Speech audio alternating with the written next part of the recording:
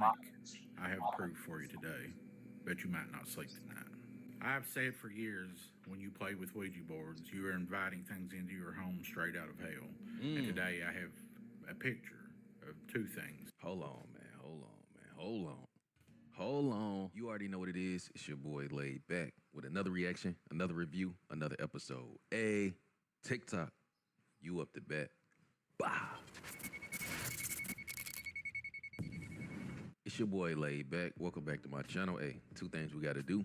You got to hit that subscribe button. I'm drinking this water. You already know what it is, man. You are the prize in 2025.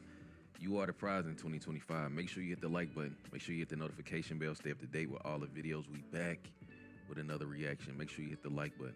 Share this with the last person you text in your phone. Only if you're a real one. You know what I'm saying? For real.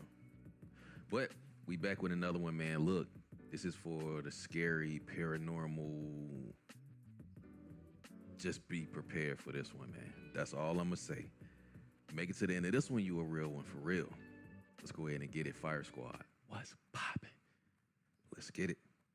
Have you ever wondered why they even exist? The history of the Ouija board is just as mysterious as the game itself. Let's get into it. After the Civil War, lots of people died. I mean lots. People had this crazy desire to contact their dead loved ones. These families of lost loved ones had questions that just couldn't be answered, so they turned to things like the Ouija board to answer questions no one else could. The board was created by a woman named Helen Peters, a medium who was using the board one night in 1890. She asked the board what she should call it, and the board spelled Ouija. Here's where things get crazy. A man named William Fuld bought the patent and sold it everywhere. William Fuld in 1927 was on a 3-story building when suddenly he slipped. He grabbed onto an open window and the window shut down, crushing his fingers, and he fell all the way to the bottom. It was expected that he would make it, but the car they were driving to the hospital hit a bump in the road and one of his fractured ribs pierced his heart. Helen Peters then sold all of her stock in the company and said, "Do not buy the Ouija board, it lies." So I purchased one of the real Ouija boards and let's try it. Like and follow to see part 2. This is a true horrifying story of the Ouija board. We all know what this piece of wood is capable of doing. And surprisingly, it's been around since the 1800s. And people are not aware of the dangers this game can bring. When a person wants to come in contact with jinns, the jinn must be invited by the human himself. They cannot communicate unless there is a portal. And the Ouija board is a portal. A very well-known Russian paranormal investigator wanted answers. He went alone to an abandoned house. It's one of— Hold on, y'all let me know in the comments, do y'all want to hear my Ouija board story? Because I got a Ouija board story. Y'all let me know in the comments, man. Also do your own research. I ain't know nothing about the origins of the Ouija board. The most haunted houses in the country. He took his Ouija board. He brought monitors, mics, many cameras, movement detectors, and a whole bunch of equipment. He lit up candles. He placed the Ouija board in the living room, and he invited the demon to come and play. Warning, I will be showing you real footage of what happened. Before he started, there were small movements detected. He sat down and asked the first question. "Are you here now?"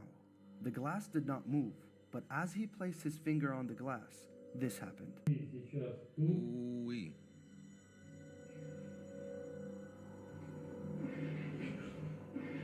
He kept asking questions such as, "Was it you who moved the glass?" "Yes." "Can you tell me your name?" "No." As the glass was still on top of no, he asked, "So you won't tell me your name?" And this happened.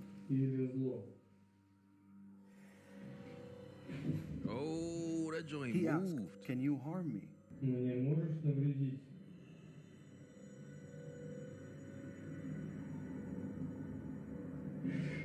He asked again, "Do you wish me harm?" Hey, my eyes starting to water. Y'all know when that shit happened, I be getting like chills and stuff like that.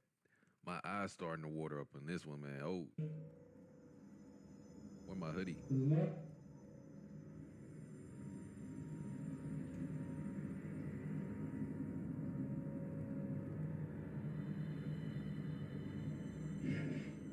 He called this jinn out and asked to stop the game.